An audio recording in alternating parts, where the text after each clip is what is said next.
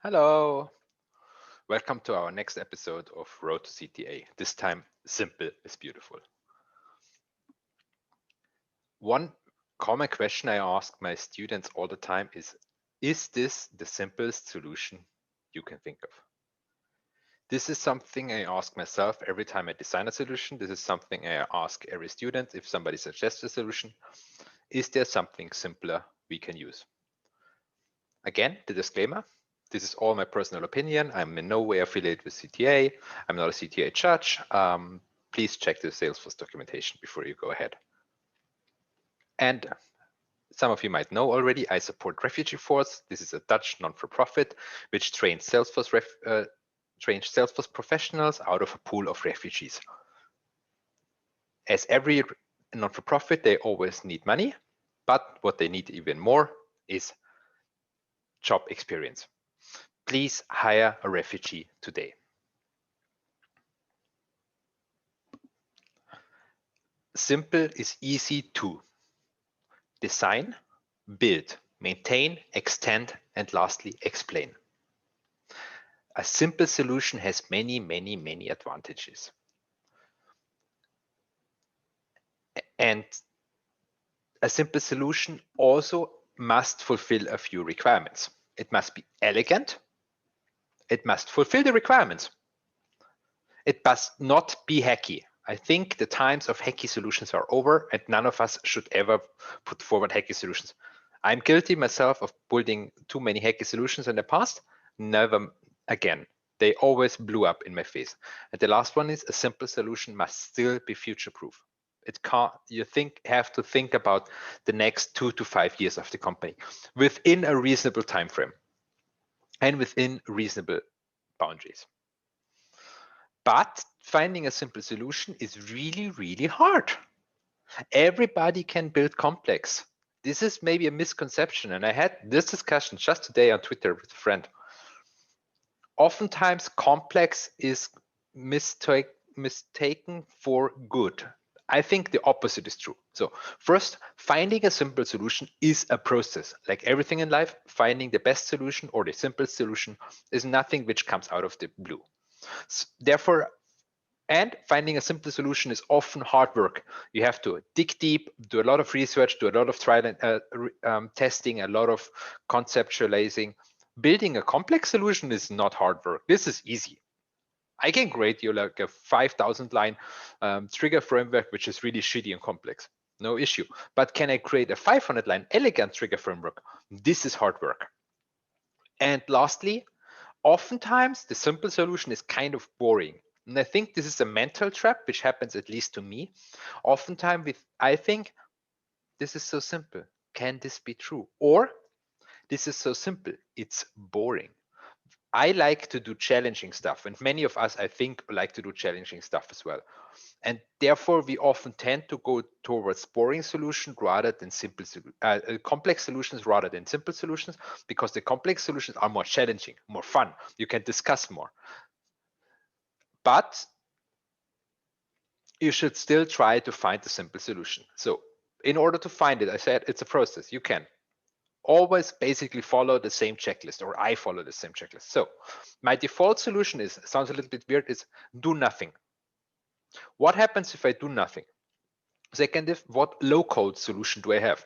Process builder, flow, workflows, record types, field, page layouts, list views. Did you already make sure none of these low-code solutions fulfills your requirement? Oh, but we are enterprise. We always do everything in code. Really? So you don't use any page layouts, any record types, any list views, any reports? I doubt that. So think about all the low-code solutions, out-of-the-box features you have. Then think about a code solution, but don't stop there. Research App Exchange. Always research App Exchange. Always. Just never say no. It just takes a couple of minutes. Make sure you ruled out that option as well. Then something I learned from SAP and Flow Republic, the swivel chair integration, manual process. Or as we called it in my last company, like the Friday morning internship job. A lot of things are actually best done via manually. A lot of stuff. Not everything has to be automated because it can be automated.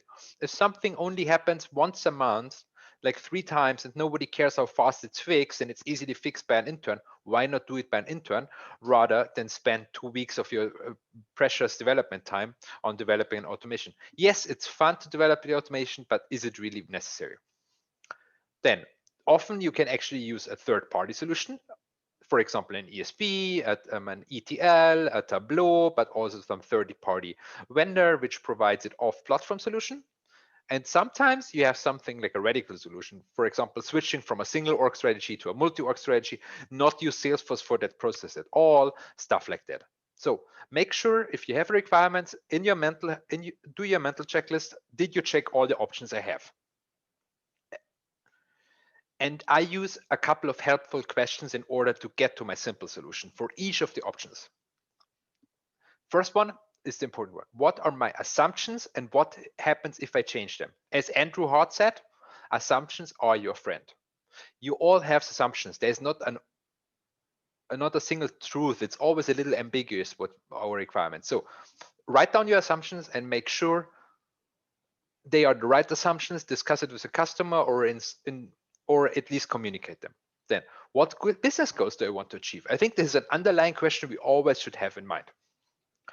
Again, what are my specific requirements? Very, very detailed requirements. Make sure you really understand the requirements. Do I understand all the pieces which go into the requirement and the solution? Like take your solution, take your requirement apart into little details. Take your solution apart into little details. And then for each of these pieces, requirement and solution, ask yourself, why do I need this piece? Is it really necessary or can I remove it? Again, you can make a complex solution often simpler by removing pieces.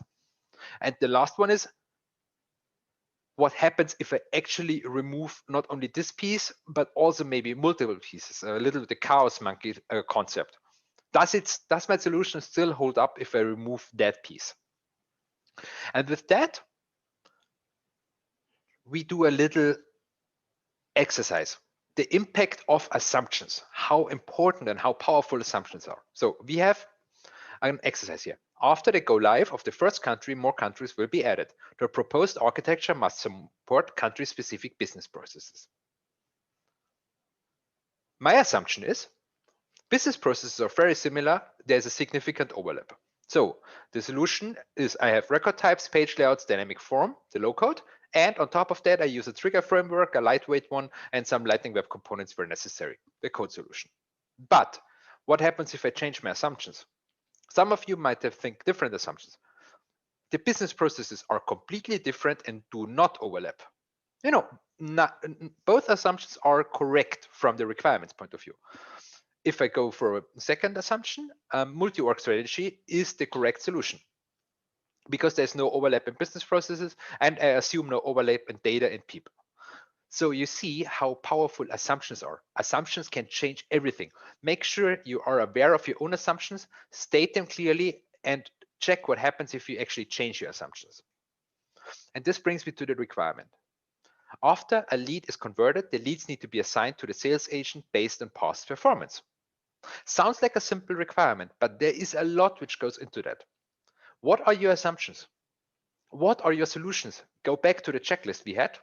And what is your final recommendation? You can't just state options as a CTA. You have to come up with one recommendation, which you say, I think this is the likeliest assumptions and therefore this is the optimal solution. And with that, a little shout out to one particular presentation I saw, which said configure, enhance, and extend, but rarely replace. And this is very, very true. These are 9 principles of application architecture by Stephen Harrod. It was a Dreamforce presentation, as far as I remember. You can find the video online. It's an absolute must watch this video to make sure you always stay on the configure, enhance, extend side of things and rarely replace. I think we often jump to replace too fast. Me too. And with that, I come back to my original requirement. Is this the simplest solution you can think of? With the small asterisk, which fulfills the requirements elegantly. I think Seb and I agree there. A correct solution almost always is elegant. It feels sweet. It feels good. I have an easy way of checking my candidates by actually listening. As soon as they have to explain a solution for too long, the solution is very often wrong. I check myself the same way. If I talk about something for more than 5, 6, 7 sentences, I already know this is very likely wrong. It has to be elegant. And with that, last words on elegancy. As always, be a Salesforce nerd, have fun. And I think today's topic is a lot of fun. Finding a simple solution is a lot like a puzzle game. You can really deep dive, you can really have fun there. And see you next week for our next episode. See you. Bye.